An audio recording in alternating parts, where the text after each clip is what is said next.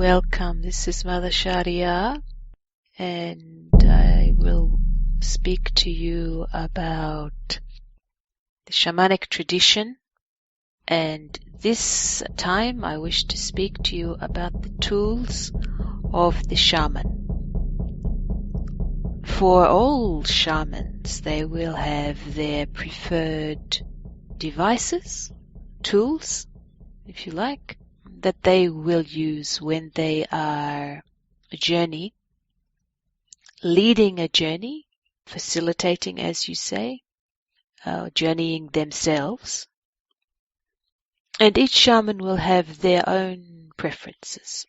So we will just talk of some of the main tools that is used and has been used across the time and also across the nations, because the shamanic tradition is expressed in many different ways. Already we have discussed that. But there is commonality, if you like, to certain aspects. One of those aspects is the tools. So, one of the tools used is fire. Fire is a purifier. It cleanses. And it also provides when there is the fire and there is the smoke is like a veil, and then the smoke will clear. It's like the veil clearing. So the fire itself may not do that for the individual, but it's like a symbol of that possibility, of that journey. So there is the fire, and the fire itself, the energy that is in the fire is with the heat and the light and the movement. There's a lot of energy in that. So it tends to bring within the person, within anybody who is around the fire, this kind of feeling. There is a calmness, but there is also this feeling of energy inside that is sort of, some people say animalistic or primitive, but it's very bubbling, this energy. And so the fire helps with that. Okay? And especially if you are looking into the fire, there is a physical thing that happens when you are looking at light and heat. Then the eyes, they will start to see things. That happens, what would they say, medically, right? But also you can see in the fire. People say, oh, it's because the way the light is playing with the eyes, etc. But yes, there's that, but there's more to it than that. And when people are really looking into the fire, they feel themselves drawn into that energy and they can see things. But also, as we said, there is like this, when the smoke itself, the smoke is real. So the smoke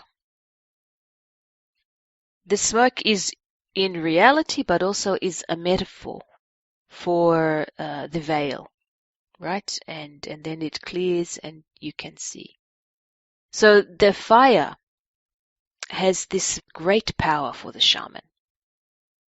Also, some shamans, they throw some herbs or spices or other devices, if you like, into the fire. There can be like explosions or more smoke. It can provide some certain smell that maybe makes the mind wander, if you like. So the fire is a very powerful tool for the shaman.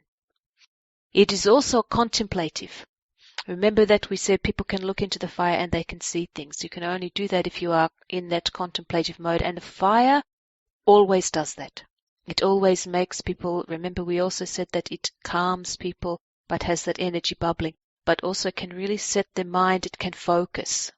Because even though the flames are dancing, you really focus on the flames that are dancing, and your eyes can be moving with the dancing flames, but there is this focus. So that is a very powerful tool for the shaman, and we would suggest that if you are going to journey yourself or you are facilitating somebody else's journey, that you prepare with the fire, right? So you can really set yourself up with that energy, taking the energy, because the fire gives energy. It's giving a lot of energy, right? So you, as the shaman, you can absorb some of that energy.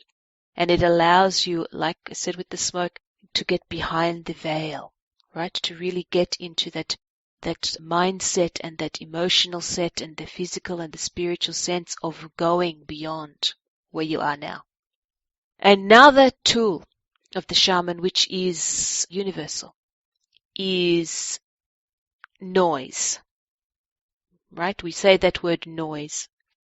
And by that we mean drum, we can mean chanting or singing. Some people sing, not chant, some chant. There is other instruments that the shaman might use, maybe like a rattle, that rattling sound, or the small drum with the hand. There are lots of, let us say, musical instruments, and we include the voice as a musical instrument. What does that do? Why do they use that? Yes, it definitely helps to set the scene. But what it is doing is, this is not the best word, but lulling the mind into a place where it can commune and where the individual, the spirit, whatever you want to call it, can make the transfer to the spirit, right? To go on that journey.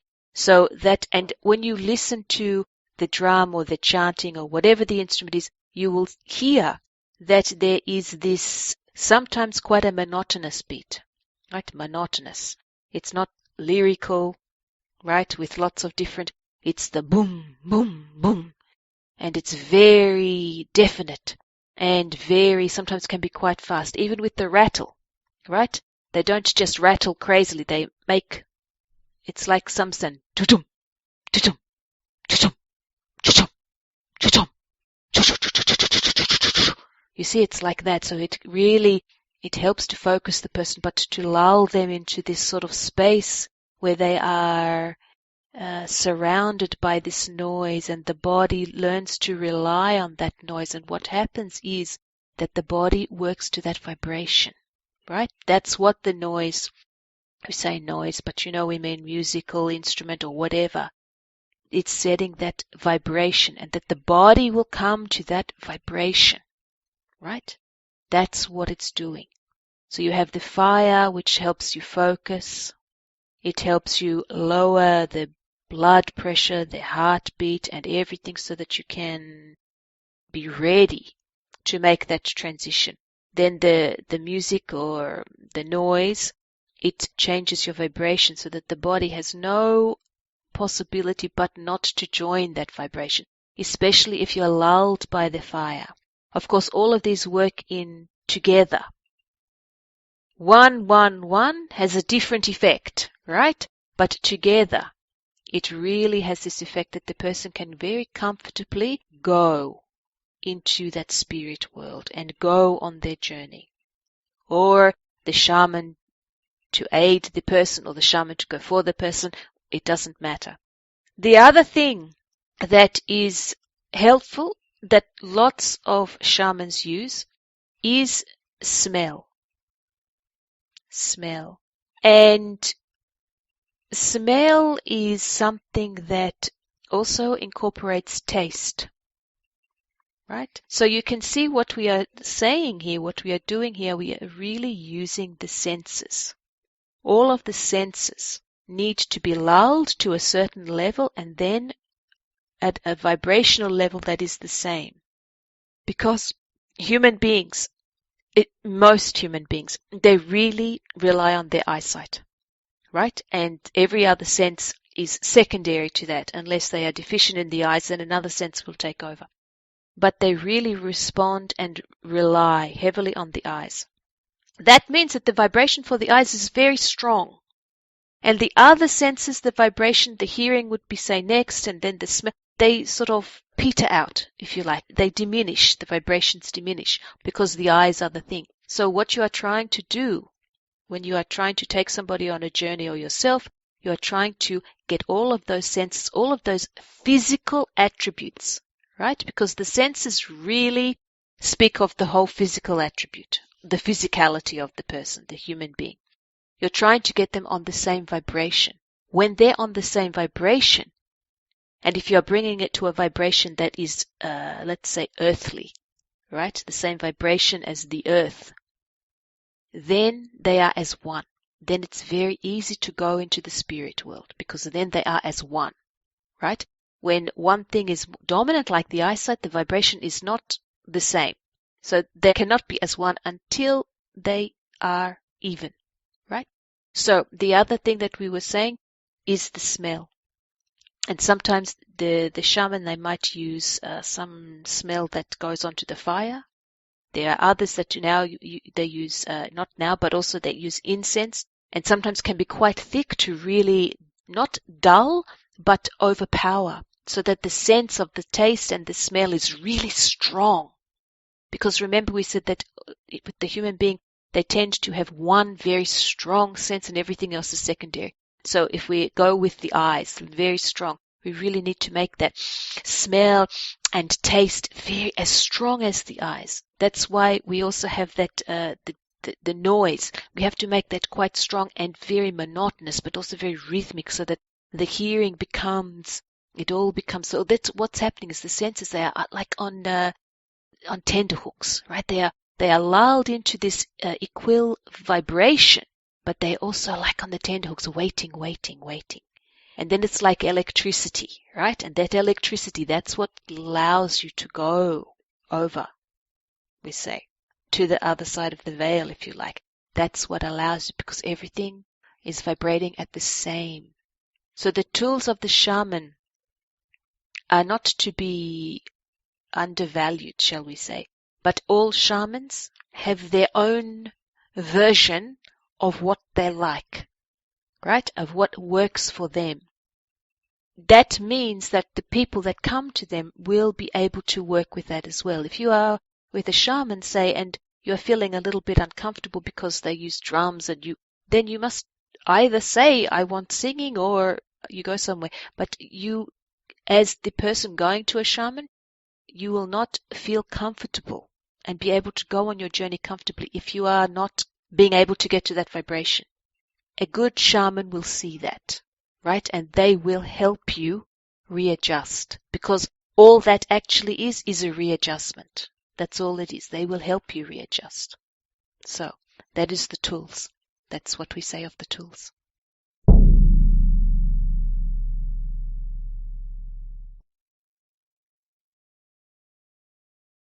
Blessings to you, our friends. We are the Ancestral Medicine Women, healing from the past for the present and the future.